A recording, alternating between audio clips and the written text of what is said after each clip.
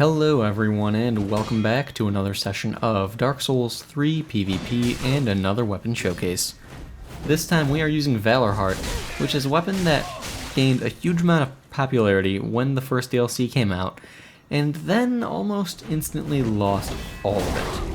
Now there are a few good reasons for that, which I'll get into in a minute or two, so let's get started with the basics. This weapon requires 12 strength and 12 dexterity in order to wield. It has a D scaling in strength and a C scaling in dexterity, and its physical base damage is 210. The skill of the weapon is Lion Stance, which gives you a running thrusting attack, and a shield bash that causes a Lion's Roar. Now, this weapon is a really entertaining weapon to use, and that alone for me is what makes it worthwhile. However, it does have a few glaring issues, and one of those is actually potentially the biggest pro of the weapon. The biggest con could very well be the biggest pro depending on how you play.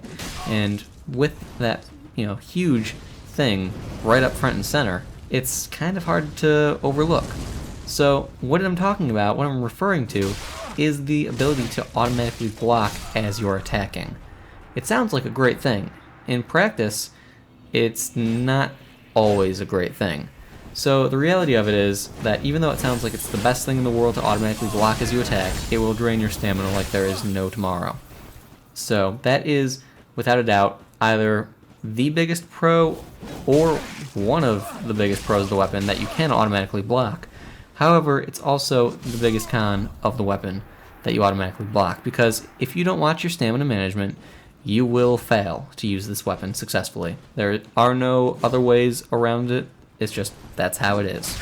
Now that that's out of the way, I don't really need to dwell on it too terribly much. It's a pretty easy thing to understand. If you attack and you're blocking and you're trading hits, your stamina is just going to drop. It's going to just all disappear extremely quickly. So, we'll move on from there. Other pros of this weapon would be the fact that it is extremely quick at dealing damage and combos. And with those combos, again, with the ability to automatically block, you can get yourself out of a few bad situations, provided you have the stamina to manage it.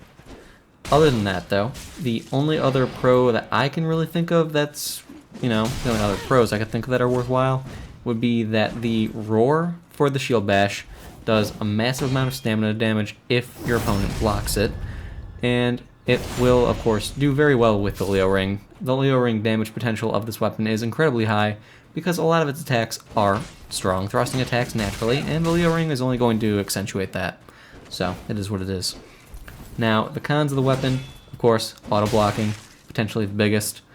Other than that, though, it's short. The damage on some of its attacks when you're not using it in its dual form is a little bit lacking, in all honesty. It's not the greatest. However, it is a dual weapon. This Gladius and Shield combo is a dual weapon, so that's ideally how you would want to be using it. I personally like having a backup shield just for the sake of being able to parry as well. I didn't end up utilizing it all that much, but it's a peace of mind sort of thing, so I kept it. Now, other than that, that's really about all there is for cons. It's pretty straightforward in all honesty. The weapon has an incredibly varied moveset, so it seems a lot more complicated than it really is. But it's not that complicated of a weapon. A lot of its attacks, namely the first R1 when you're in this dual form, your rolling R1, your running R2, and your weapon R, have that automatic blocking. They do go into each other, you do a few fancy spin attacks, but other than that, it's a pretty straightforward weapon. You can roll catch people pretty easily with a lot of its attacks, so that's one thing I really like, but other than that, it's nothing too terribly special in my opinion. The real reason that people stopped using it is, again, because of that double-edged sword.